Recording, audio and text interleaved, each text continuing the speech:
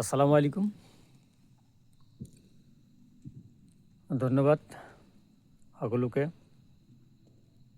য'ৰে পৰা ভিডিঅ' চাই আছে। মই সকলোকে ধন্যবাদ জনাইছোঁ আৰু মই এটা কনচেপ্টৰ কথা আলোচনা কৰিম, কনচেপ্টৰ বিষয়ে আলোচনা কৰিম। অলপ আগত মই ভিডিঅ' এটা দিছিলোঁ, পোষ্ট কৰিছিলোঁ আৰু সেইটোত মই হিন্দীত ভিডিঅ'টো কৰিছিলোঁ। এতিয়া মই অসমীয়াত এটা ভিডিঅ' আপলোড কৰি আছোঁ, বনাই আছোঁ। তো 2-4টা কথা মই শ্বেয়াৰ কৰি আছোঁ। বস্তুটো কি, আচলতে কিহৰ বিষয়ে আলোচনা মই কৰিম? আলোচনাটো কৰিম মই এটা বিজনেছ কৰি আছোঁ, ক্ৰিয়েটিভ মাৰ্কেটিং প্ৰাইভেট লিমিটেড। এইটো এটা ইউনিক এটা কোম্পানী, ইউনিক এটা কনচেপ্ট, য'ত আমি ৰেগুলাৰ বজাৰ আমি খাই আছোঁ। আমি নিজে খাই আছোঁ, আমাৰ দেউতাই খাইছে, আমাৰ দাদাই খাইছে, আমাৰ পূৰ্বপুৰুষে বজাৰ কৰি খাই আছে। সেইটো বজাৰ কেনেকুৱা বজাৰ? বজাৰ হ'ল আপোনাৰ ৰেচন, চাউল, দালি, আটা, নিমখ, তেল, তাৰপিছত কাপোৰ, আমি ঘৰ বনাওঁ, ইটা, ৰড, চিমেণ্ট, তাৰপিছত আপোনাৰ আমি বাইক কিনি আছোঁ, 4 চকা কিনি আছোঁ, তাত তেল ভৰাই আছোঁ, গহনা কিনি আছোঁ, কাপোৰ আৰু আপোনাৰ বিভিন্ন মেডিচিন কিনি আছোঁ। আমাৰ বেমাৰ হ'লে মেডিচিন লাগে, সেইখিনি আমি কিনি আছোঁ, খাই আছোঁ। কিন্তু খোৱাৰ পাছত আমি দোকানী যোনজন দোকানীৰ পৰা আমি বস্তু কিনি আছোঁ, ক্ৰয় কৰি আছোঁ, প্ৰফিটটো দোকানীয়ে কৰি আছে। দোকানীৰ পৰা কিন্তু আমি একো লাভ পোৱা নাই। জাষ্ট আমি পইচা দিছোঁ, দোকানী আমাক মাল দিছে। যেনেকুৱা চাবোন এটা, 10 টকাৰ এটা বিবেল চাবোন কিনিলোঁ, 10 টকা এটা আমি দিলোঁ, আমাক চাবোনটো দিলে, কিন্তু দোকানীৰহে লাভ হ'ল। 50 পইচা হওক, 1 টকা হওক, দোকানীৰ লাভ হ'ল। আমাৰ লাভ কি হ'ল? আমাৰ লাভ হ'ল আমি চাবোনটো পালোঁ। কিন্তু আচলতে আমি সেই দোকানীৰ পৰা 1 টকাও প্ৰফিট পোৱা নাই, ইনকাম পোৱা নাই। কিন্তু আমিও পোৱা নাই, আমাৰ পূৰ্বপুৰুষেও পোৱা নাই আৰু ভৱিষ্যতেও আমি নাপাওঁ। কিন্তু আমি যিটো বিজনেছ কৰি আছোঁ, সেইটো বিজনেছত কোম্পানীটো হ'ল ক্ৰিয়েটিভ মাৰ্কেটিং প্ৰাইভেট লিমিটেড।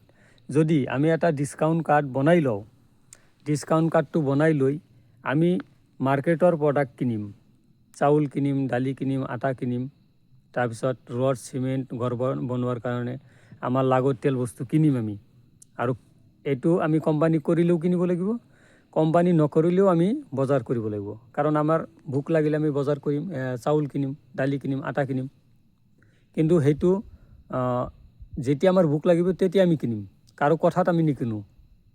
বা মোক কোনো প্ৰেছাৰাইজ নকৰে যে আপুনি এই বস্তু কিনক, আপুনি এই বস্তু কিনক, আপুনি কাপোৰ কিনক। যেতিয়া আমাৰ কাপোৰৰ দৰকাৰ, কাপোৰ কিনিম।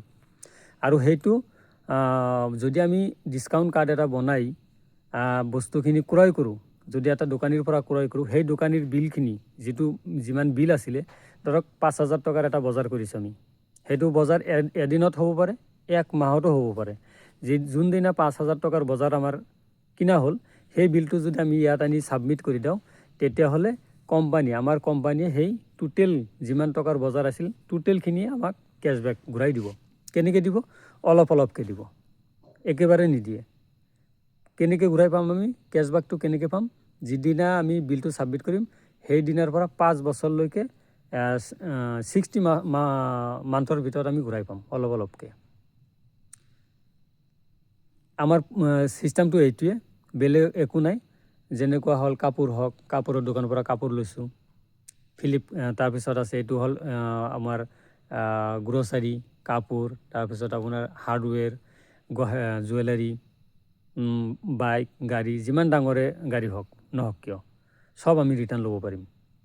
আৰু এইটো হ'ল অফলাইনৰ কথা ক'লোঁ মই। তাৰপিছত আছে অনলাইন, যেনেকুৱা ফ্লিপকাৰ্ট, আমাজন, মেছ', নিকা, এজিঅ', মন্ত্ৰা, এইবিলাকৰ পৰা আমি বজাৰ কৰি আছোঁ, অৰ্ডাৰ কৰি আছোঁ। কিন্তু আমি কি পাওঁ? একো নাপাওঁ। জাষ্ট আমি প্ৰডাক্টটো পাই আছোঁ, আমাৰ ঘৰত প্ৰডাক্টটো আহি আছে। ফ্লিপকাৰ্ট বয়, আমাজন বয়, তেখেতসকলে আমাক প্ৰডাক্টটো দি যায়।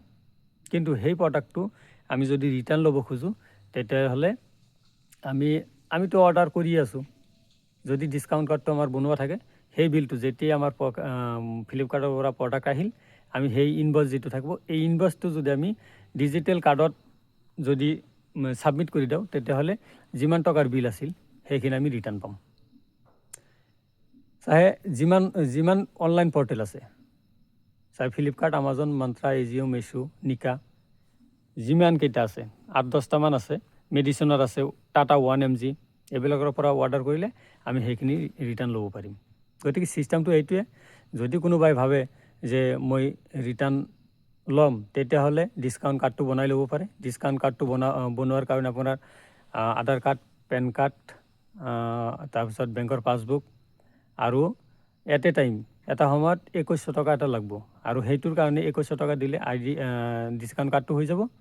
আৰু এই ডিছকাউণ্ট কাৰ্ড হোৱাৰ লগে লগে এটা প্ৰডাক্টটো দিব কোম্পানীয়ে, যেটা প্ৰডাক্টটোৰ নাম হৈছে কলঞ্জি।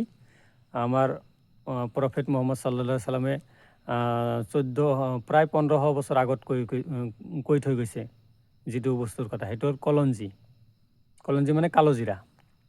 এইটো দি এটা প্ৰডাক্ট বনোৱা আছে। এইটো ৰিজাল্ট আছে, মই নিজে খাই আছোঁ। বিভিন্ন বেমাৰত কাম কৰে। আচলতে এইটো মেডিচিন নহয়, এইটো হ'ল ছাপ্লিমেণ্ট।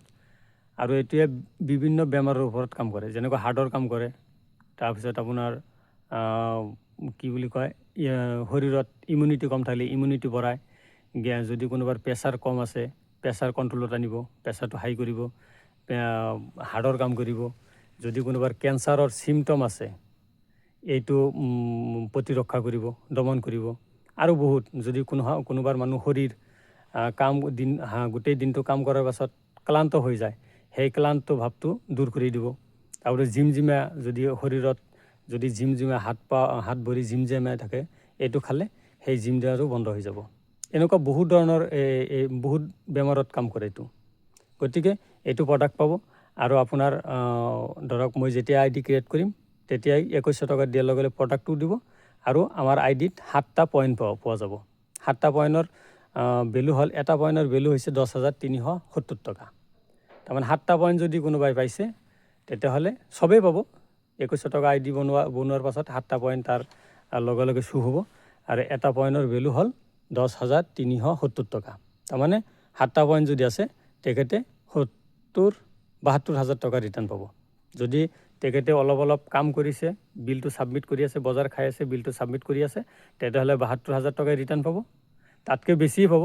আৰু যদি আই ডিটো জাষ্ট ক্ৰিয়েট কৰিছে, আই ডিটো বনোৱাৰ পাছত, ডিছকাউণ্ট কাৰ্ডটো বনোৱাৰ পাছত একো কৰা নাই, তথাপি আপোনাৰ 5 বছৰ বা 7 বছৰৰ ভিতৰত 36,000 টকা, 36,000 তেখেতৰ আই ডিত আহিব। আৰু যদি KYC কমপ্লিট থাকে, ডাইৰেক্ট একাউণ্টত সোমাই যাব। আৰু এইটো কেছবেকটো আহে, ডাইৰেক্ট একাউণ্টত সোমাই যায়। তো এইখিনিয়ে মই ক'লোঁ। গতিকে যদি কোনোবাই ভাবে যে মই ছিষ্টেমটো বনাম, তেতিয়াহ'লে বনাব পাৰে, কোনো বাধ্যতামূলক নহয়। যদি ইচ্ছা কৰে বনাব পাৰে। এতিয়া আমাৰ তাৰমানে মই নিজেই মোৰ নিজৰ বাইক আছিলে, সেই বাইকটোতো মই কোম্পানীত ৰিটাৰ্ণ দিছোঁ ফাইনেন্সত। কিন্তু সেই বাইকৰ বিলটোও মই মাৰি দিছোঁ। সেইটোৰ মই ৰিটাৰ্ণ আহি আছে মোৰ অলপকৈ। আৰু বিভিন্ন বজাৰ কৰি আছোঁ। আৰু বিভিন্ন ধৰণৰ কোম্পানীৰ প্ৰডাক্ট আছে। কোম্পানী কেতিয়াও আমাৰ 160ৰ ওপৰত প্ৰডাক্ট আছে। ছাপ্লিমেণ্ট, গ্ৰ'চাৰী, কছমেটিক আৰু প্ৰডাক্ট আহি আছে। কোম্পানীও কোনোদিন আমাৰ কোম্পানীক কেতিয়াও আপোনালোকক নকয় যে আমাৰ কোম্পানীৰ পৰা আপোনালোকে বজাৰ কৰক। কিন্তু মাৰ্কেটত যিমান প্ৰডাক্ট আছে, আমাৰ তাতো good morning to good night পৰ্যন্ত, ৰাতিপুৱা টোপনিৰ পৰা উঠাৰ পাছৰ পৰা একদম ৰাতি বিচনাত যোৱালৈকে যিমান প্ৰডাক্টৰ আমাৰ দৰকাৰ শৰীৰত, আমাৰ জীৱনৰ চব প্ৰডাক্ট আমাৰ কোম্পানীত আছে। কিন্তু কেতিয়াও কোম্পানীয়ে নকয় যে আপোনালোকে আমাৰ কোম্পানী কিনক বা ইউজ কৰক। যদি আপোনালোকৰ ইচ্ছা হয় কিনিব, নিকিনিলেও কোনো কথা নাই। প্ৰডাক্টটো ক'ৰ পৰা কিনিব? আপুনি যিটো বজাৰৰ পৰা কিনি আছে, খাই আছে, চাউল কিনি আছে ক'ৰ পৰা? বজাৰৰ পৰা, দোকানৰ পৰা। চাবোন আপুনি লাক্স ব্যৱহাৰ কৰিছে, লাক্সে ব্যৱহাৰ কৰক। বা কাপোৰ আপুনি ব্ৰেণ্ডেড কাপোৰ ব্যৱহাৰ কৰিছে, ব্ৰেণ্ডেড কাপোৰ ব্যৱহাৰ কৰক। ফ্লিপকাৰ্টৰ পৰা অৰ্ডাৰ কৰি আছে, কিনি আছে, ফ্লিপকাৰ্টে ব্যৱহাৰ কৰক। আপুনি মেডিচিন খাই আছে, সেই মেডিচিনে খাওক, কোনো অসুবিধা নাই। খালি আমাৰ কোম্পানীৰ কথাটো হ'ল কি যে আপুনি সেই বিলটো ইয়াত জমা কৰি দিয়ক। বাছ, সেইখিনি আপুনি বেলেগৰ পৰা কিনিছে, বিলটো ইয়াত জমা কৰক। কিন্তু আমি সেইখিনি ৰিকভাৰী কৰি দিম। চ' এইখিনিয়ে। আৰু ইয়াত আৰু বহুত ছিষ্টেম আছে। সেইখিনি যদি আপোনালোকে ভাবে যে মই কৰিম, তেতিয়াহ'লে আৰু জানিব পাৰিব ছিষ্টেম। তো আমাৰ ছিষ্টেমটো এইখিনিয়ে। আৰু বহুত ছিষ্টেম আছে ইয়াত। লাহে লাহে যোনে আমিও আগত জনা নাছিলোঁ, এতিয়া লাহে লাহে জানি আছোঁ, শিকি আছোঁ। কিন্তু আমি ঘূৰাই পাইও আছোঁ। আমিতো বিজনেছ কৰি আছোঁ, ইনকামো পাই আছোঁ, কিন্তু ইনকামটো ইমান অহা নাই, লাহে লাহে হ'ব। গতিকে আমি দীৰ্ঘদিনৰ কাৰণে লাইফ টাইমৰ কাৰণে আমি চিষ্টেম কৰিছোঁ। এতিয়া আমাৰ অল অসমত টীম হৈ আছে, অসমৰ বাহিৰতো টীম গৈছে, কেৰেলাত গৈছে, বিভিন্ন জেগাত গৈ আছে আৰু যাব। চ' থেংক ইউ, এইখিনিয়ে মই ক'লোঁ। যদি কোনোবাৰ ভিডিঅ' চাই ভাল লাগিছে, যদি কৰিব খোজে, তেতিয়াহ'লে মোৰ লগত যোগাযোগ কৰিব। কণ্টেক্ট নম্বৰ দিয়া থাকিব, লিংক দিয়া থাকিব। তো এইখিনিয়ে, আপোনালোকে ভালে থাকক, সুস্থ থাকক, আৰু আল্লাহৰ ওচৰত দোৱা কৰোঁ যে আপোনালোকে ভালে থাকিব। থেংক ইউ, ধন্যবাদ।